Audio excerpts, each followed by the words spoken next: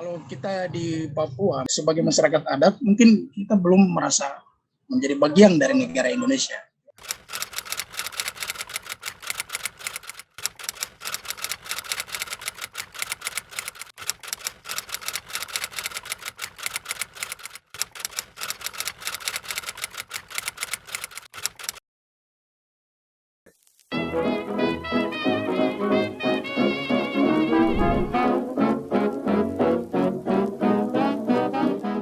Kalau kita di Papua sebagai masyarakat adat, mungkin kita belum merasa menjadi bagian dari negara Indonesia. Ini di dalam Undang-Undang Autis misalnya, negara belum hadir untuk memenuhi hak-hak itu. Hampir 100% itu tidak terlaksana. Mungkin kita bisa berkata jujur bahwa dalam konteks masyarakat adat, saya merasa bahwa saya bukan bagian dari masyarakat Indonesia. Banyak hak-hak masyarakat adat Papua yang selama ini tidak diakomodir oleh undang-undang maupun kebijakan-kebijakan. Ini fakta yang terjadi di Papua selama ini. Momentum Hari Internasional Masyarakat Adat Sedunia ini merupakan salah satu hal yang sebenarnya harusnya kita tinggikan marwahnya. Indonesia ini memang terbentuk bertumbuh dan berkembang itu karena adat istiadat yang ada gitu, yang mereka percayai. Menurut saya ini merupakan momentum yang tepat bagi rakyat Papua, masyarakat Papua yang juga merupakan warga negara Indonesia untuk embracing their culture gitu. Oke, sehingga kita tuh harus bangga sebagai Indonesia memiliki adat istiadat yang beragam, khususnya di Papua, agar kita terhindar dari perilaku rasis.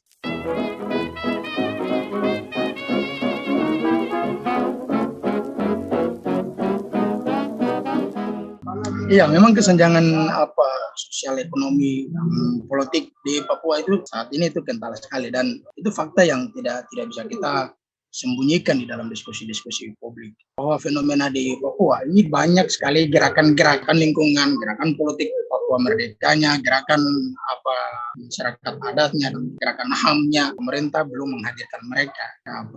Pemerintah belum hadir di tengah-tengah mereka untuk menyatukan perbedaan-perbedaan pendapat yang ada. Mau kucurkan uang sampai miliaran, investasi sampai hutan Papua dan tanah Papua habis juga, tetap saja kontradiksi itu terus hadir.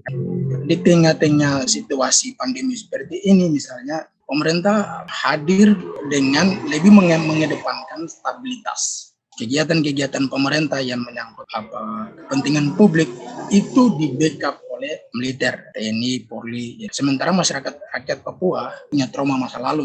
Jadi kalau berhadapan dengan pihak TNI Polri, walaupun kegiatan itu baik, sangat baik untuk masyarakat, mengingatkan mereka pada masa lalu. Beberapa waktu lalu yang kejadian memperlihatkan bahwa memang di mata TNI Polri misalnya, melihat orang Papua itu sebagai musuh. TNI Polri itu masih ada sebagian orang yang memiliki otak rasis misalnya. Kemerdekaan itu kan sesuatu yang bukan kita bangun rumah biasa atau kita bikin organisasi biasa ya. Substansi dari persoalan itu yang harus diselesaikan. Negara sebenarnya punya banyak kesempatan untuk menyelesaikan itu.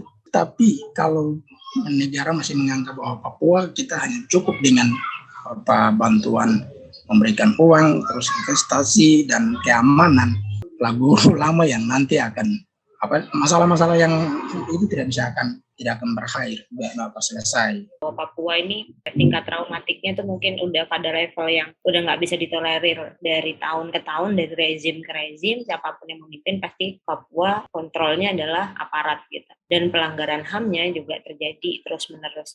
Apalagi pandemi saat ini nih, setiap orang yang berhak vaksin harus punya NIK. Itu menjadi satu hal yang diskriminasi sekali ya, aja yang di kota aja udah pabakan gitu ya. Bayangkan kalau penyakit itu masuk di Papua dengan akses kesehatannya sangat terbatas. Ya, aku sebenarnya menghindari kata-kata ketegangan, mengganti kata-kata tegang tadi menjadi dinamika. Saya ingin melihat dinamika isu yang terjadi di Papua ini, walaupun memang dinamikanya ini eskalasinya meningkat ya, belakangan ini eskalasinya meningkat, tapi saya percaya bahwa itu adalah salah satu human nature atau hal yang bisa ditanggulangi gitu.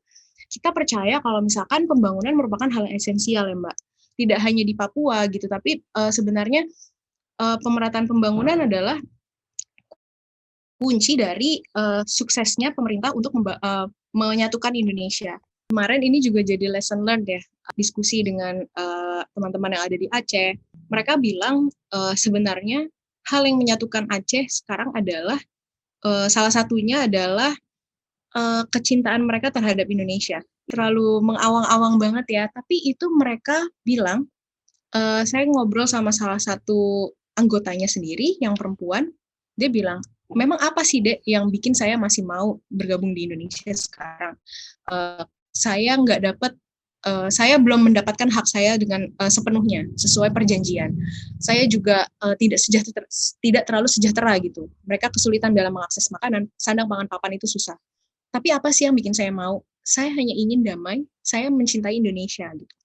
Saya lelah untuk hidup di tengah konflik.